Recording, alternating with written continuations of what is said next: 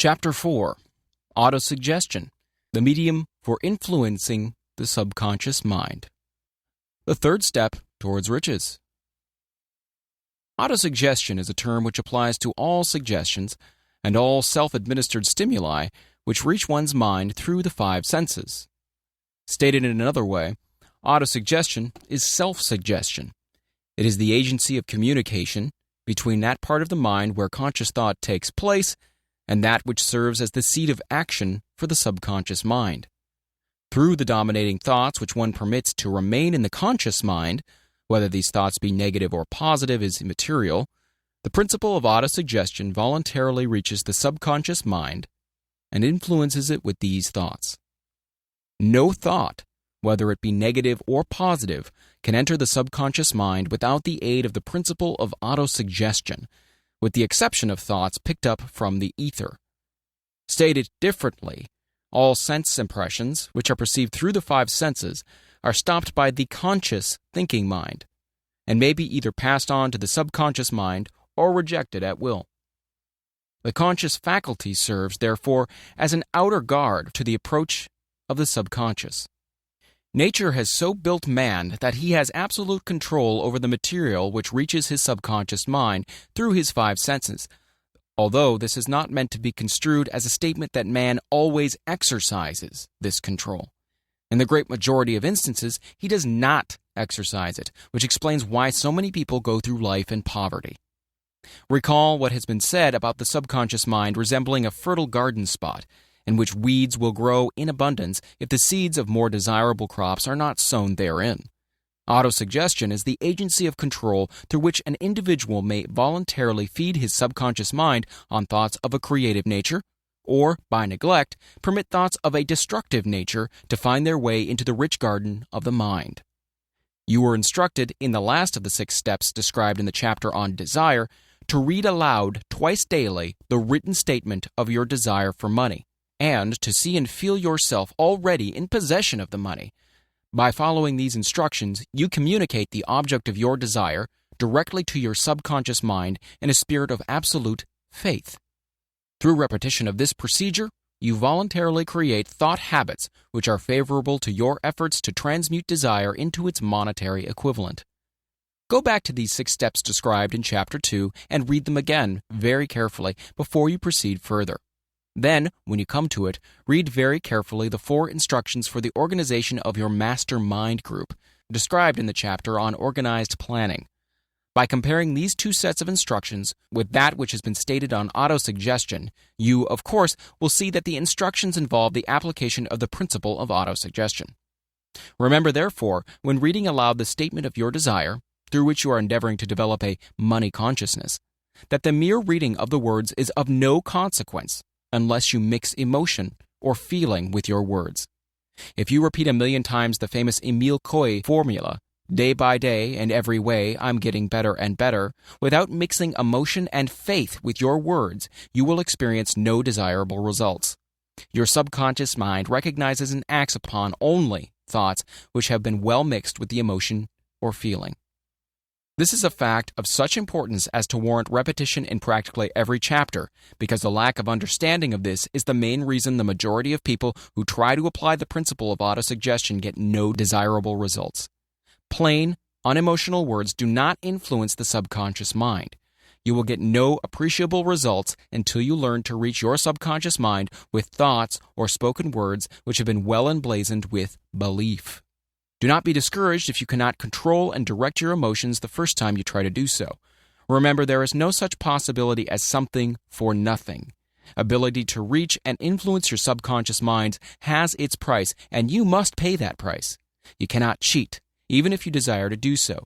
The price of ability to influence your subconscious mind is everlasting persistence in applying the principles described here. You cannot develop the desired ability for a lower price. You and you alone must decide whether or not the reward for which you are striving, the money consciousness, is worth the price you must pay for it in effort. Wisdom and cleverness alone will not attract and retain money except in very rare instances where the law of averages favors the attraction of money through these sources. The method of attracting money described here does not depend upon the law of averages. Moreover, the method plays no favorites. It will work for one person as effectively as it will for another.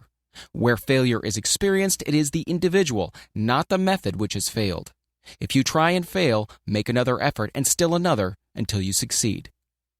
Your ability to use the principle of autosuggestion will depend very largely upon your capacity to concentrate upon a given desire until the desire becomes a burning obsession.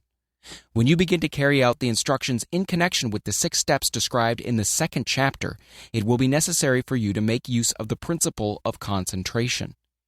Let us here offer suggestions for the effective use of concentration. When you begin to carry out the first of the 6 steps, which instructs you to fix in your mind the exact amount of money you desire, hold your thoughts on that amount of money by concentration, or fixation of attention, with your eyes closed, until you can actually see the physical appearance of the money.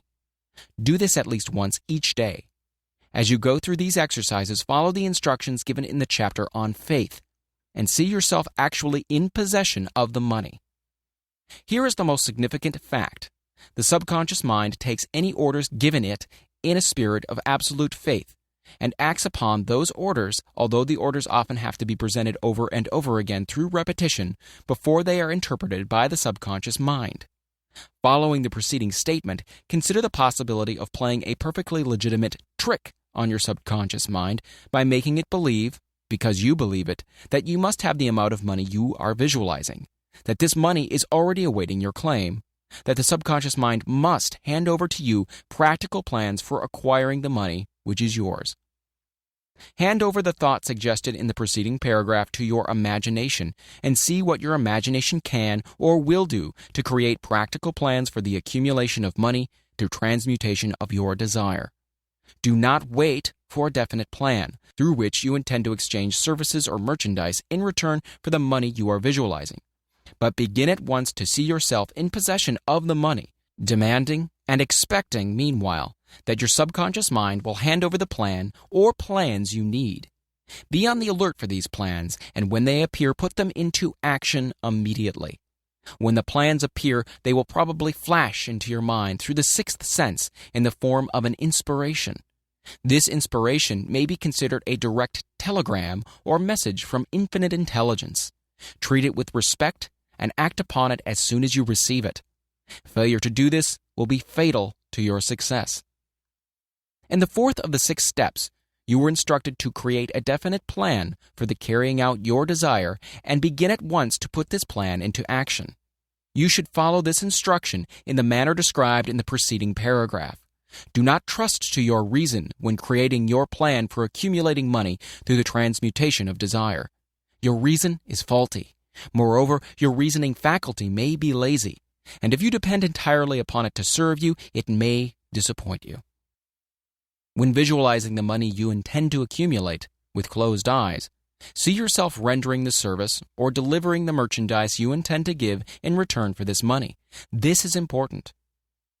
Summary of instructions. The fact that you are reading this book is an indication that you earnestly seek knowledge. It is also an indication that you are a student of this subject. If you are only a student, there is a chance that you may learn much that you did not know, but you will learn only by assuming an attitude of humility. If you choose to follow some of the instructions, but neglect or refuse to follow others, you will fail. To get satisfactory results, you must follow all instructions in a spirit of faith. The instructions given in connection with the 6 steps in the 2nd chapter will now be summarized and blended with principles covered by this chapter as follows. First, go into some quiet spot, preferably in bed at night, where you will not be disturbed or interrupted. Close your eyes and repeat aloud, so you may hear your own words, the written statement of the amount of money you intend to accumulate, the time limit for its accumulation, and a description of the service or merchandise you intend to give in return for the money.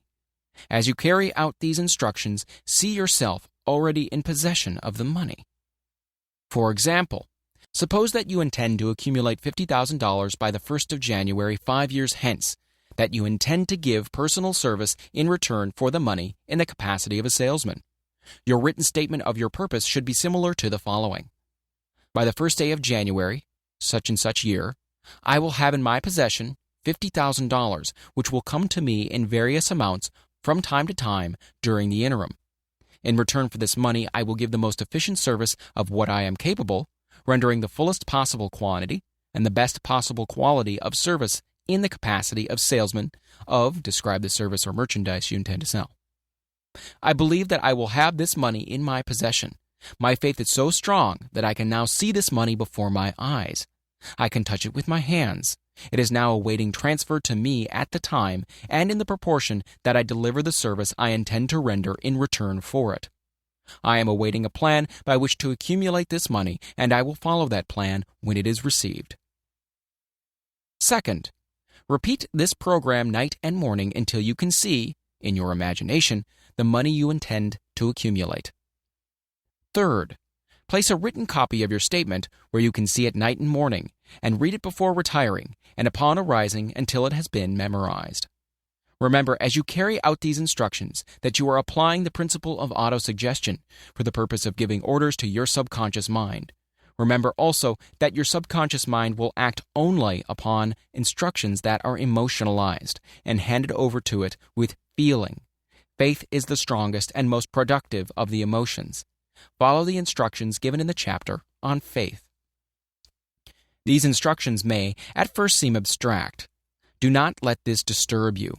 Follow the instructions no matter how abstract or how impractical they may at first appear to be. The time will soon come, if you do as you've been instructed, in spirit as well in act, when a whole new universe of power will enfold to you. Skepticism in connection with all new ideas is characteristic of all human beings.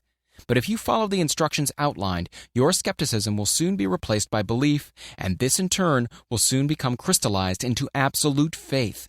Then you will have arrived at the point where you may truly say, I am the master of my fate. I am the captain of my soul. Many philosophers have made the statement that man is the master of his own earthly destiny, but most of them have failed to say why he is the master. The reason that man may be the master of his own earthly status, and especially his financial status, is thoroughly explained in this chapter. Man may become the master of himself and of his environment because he has the power to influence his own subconscious mind, and through it, gain the cooperation of infinite intelligence. You are now reading the chapter which represents the keystone to the arc of this philosophy. The instructions contained in this chapter must be understood and applied with persistence if you are to succeed in transmuting desire into money. The actual performance of transmuting desire into money involves the use of autosuggestion as an agency by which one may reach and influence the subconscious mind. The other principles are simply tools with which to apply autosuggestion. Keep this thought in mind, and you will at all times be conscious of the important part the principle of autosuggestion is to play in your efforts to accumulate money through the methods described in this book. Carry out these instructions as though you were a small child. Inject into your efforts something of the faith of a child. The author has been most careful to see that no impractical instructions were included because of his sincere desire to be helpful. After you have read the entire book, come back to this chapter and follow in spirit and in action this instruction. Read the entire chapter aloud once every night until you become thoroughly convinced that the principle of autosuggestion is sound, that it will accomplish for you all that has been claimed for it.